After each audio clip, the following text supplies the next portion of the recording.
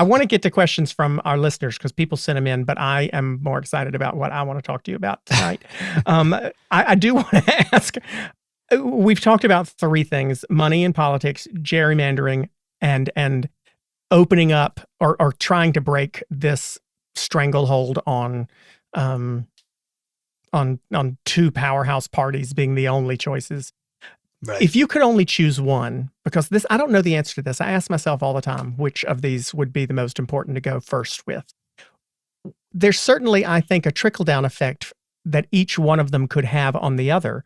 But if you could only choose one, either getting all money out of politics, introducing third and fourth parties and other options, or getting rid of partisan gerrymandering, what do you think would be the one to go first? What do you think would be the one that would affect the other changes?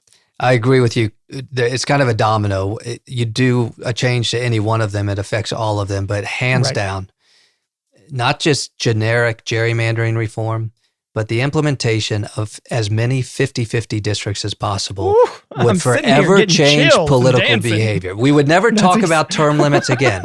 We wouldn't need them. Exactly. Because it would restore the ability of voters to truly choose who they wanted to represent them. And, very importantly, there are some voting rights protections that would be involved in this. I'm not suggesting we obliterate those. There are also some natural demographic political communities, right? There's a place, I think it's a Harlem district that's a D plus 46. And in Deep Red, Texas, Hinterling has like an R plus 43. We're not going to change those. Right. But I once did kind of a back of the napkin math when I was sitting in Congress in the middle of the night, one night during a session. And I think we could get legitimate 50-50 districts in about 300 seats in the House.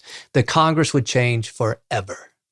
So you're actually talking about, I mean, not to turn a bad word good, but to potentially gerrymander to specifically make that goal a 50-50. That's right. Districts. So a lot of the fair districts reforms focus on geographic compactness, right? We're trained to not like squiggly lines from the time we're in elementary school. I'm suggesting maybe we bring back some squiggly lines, but what we write into these state constitutions are electoral competitiveness, so that electoral competitiveness becomes the fairness test. We have decided, the reform movement has decided, that fairness of districts has to be geography. I don't disagree with that, but I'll tell you what happened in Florida.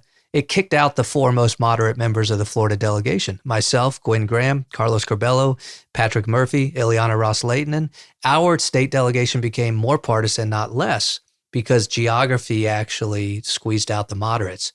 I would suggest... I'm sitting right here in one of the most gerrymandered states in the country now, and it wasn't as I grew up. So I'm with you on that. Yeah. So I would suggest, again, accommodating for Voting Rights Act protections.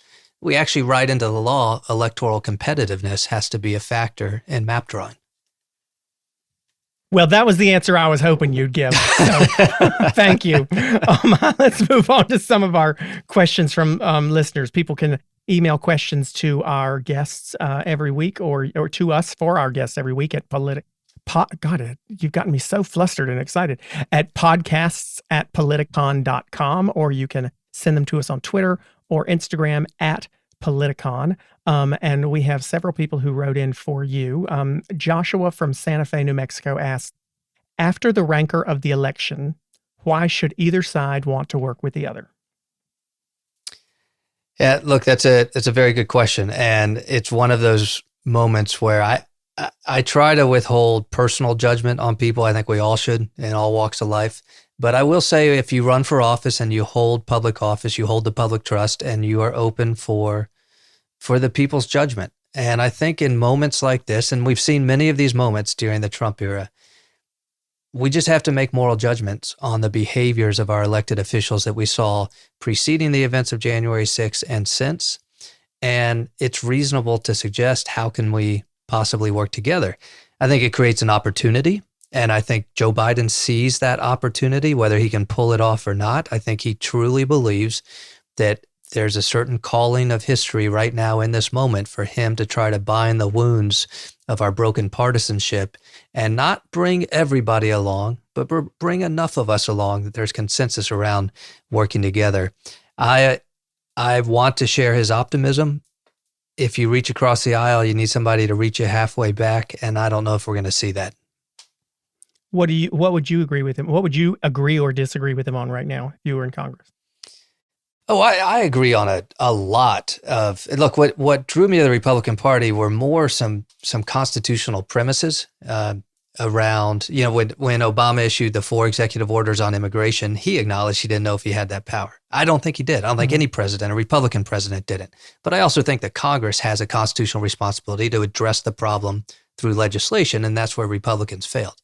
So disagreeing some areas with Biden is the use of executive authority, but that's not unique to him. That's been every modern president. I think he has an opportunity around the COVID vaccine, around the pandemic, and around the economic recovery to try to bring enough of the nation together. That is where, though, I am suspicious of the leaders of today's Republican Party, that they're not willing to give Biden that win.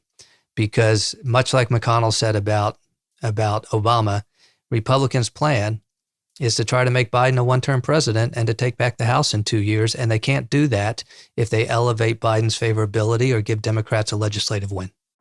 Hey, I'm Clay Aiken. To hear the full episode, subscribe to this PoliticKing podcast on the iHeartRadio app, Apple Podcasts, Spotify, Stitcher, Google Podcasts, or wherever you listen to pods. Please subscribe, rate, and review the show. Go to PoliticKing.com, follow @PoliticKing on social media, and listen to a new pod episode of How the Heck every Thursday.